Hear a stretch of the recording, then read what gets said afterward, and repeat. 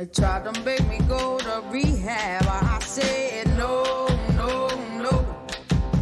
Yes, I've been black, but when I come back, no, no, no. Ah, elles ont du rythme ce matin sur le plateau. Hein. Oui. Ça va, Brigitte Fanny. On va parler des addictions, pas n'importe lesquelles, à l'occasion de la sortie d'un livre signé de 2 spécialistes qui poussent un coup de gueule d'ailleurs à ce sujet-là. On parle bien des addictions comportementale, c'est ça? Oui, effectivement, puisque dans ce livre, ces 2 spécialistes dénoncent en quelque sorte le fait que ces addictions ne sont pas assez connues et assez bien prises en charge en France. Alors, qu'est-ce que c'est que les addictions comportementales? On connaît les addictions aux substances, c'est-à-dire l'addiction au cannabis, à l'alcool, etc. Et les addictions comportementales, ce sont des addictions sans substance, c'est-à-dire que ce sont des personnes qui sont accros, dépendantes de comportements. Ce sont les comportements qui sont en cause, l'addiction au jeu, l'addiction au sexe, l'addiction aux écrans, l'addiction aux expositions. Bon, ça va encore. Alors, l'addiction aux écrans, c'est très répandu. Oui, bien sûr, de la même façon que si une personne est en manque, est addicte, par exemple, au cannabis, est en manque, eh bien, elle va souffrir physiquement et psychiquement. Ben, ces personnes, quand elles sont en manque du comportement, ben, elles vont souffrir aussi, de manière peut-être un peu différente, mais il y a un phénomène de manque qui peut arriver. Alors, les addictions aux écrans, c'est quand même assez répandu, notamment chez les jeunes. Ça peut être l'addiction aux réseaux sociaux, à Internet.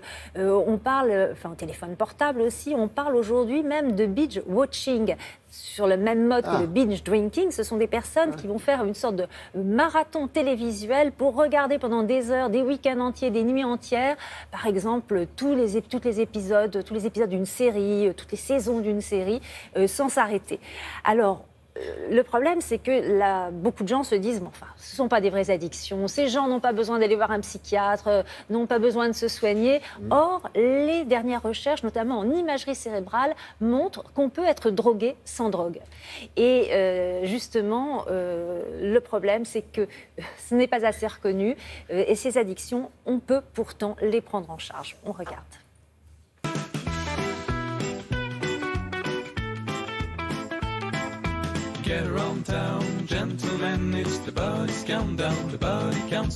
Les addictions sans substance ou addictions comportementales sont des vraies addictions. Que ça soit la nourriture, l'activité sexuelle, le jeu et les dépendances aux écrans, où on consacre 3 à 4 heures à être sur les mails, à être sur les réseaux ou à visiter différents sites. Les addictions sans substance, elles agissent sur la même région cérébrale. Simplement, ce ne sont pas des petites drogues extérieures ou des grandes drogues extérieures qui viennent stimuler notre cerveau. C'est notre comportement qui agite notre production de drogue, essentiellement la dopamine et les endorphines. Le cerveau humain est le principal producteur de drogue au monde, ne l'oublions jamais.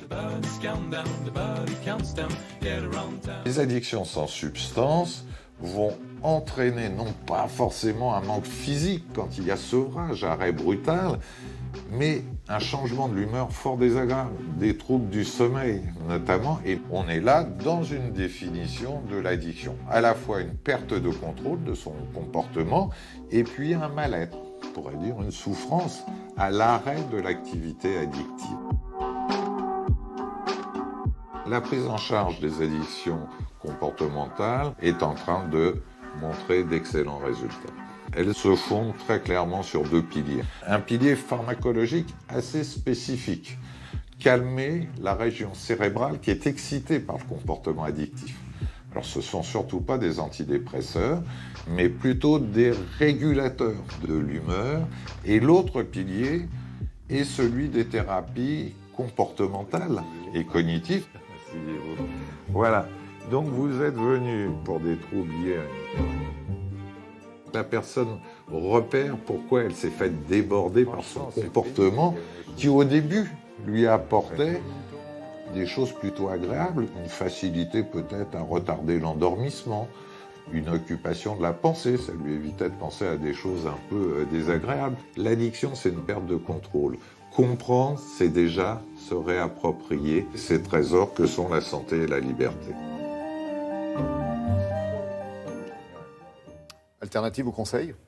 Déjà faire de la prévention, Bah surtout chez les jeunes qui sont les plus touchés par l'addiction aux écrans. Donc c'est important de se préoccuper d'eux. Et si vous voulez en savoir plus sur ce sujet, je vous conseille le livre du docteur William Loewenstein et du docteur Laurent Carilla, Tous addicts et après, aux éditions Flammarion. Merci Fanny, merci Brigitte Fanny Cohen, merci beaucoup. Myriam aussi d'être venue.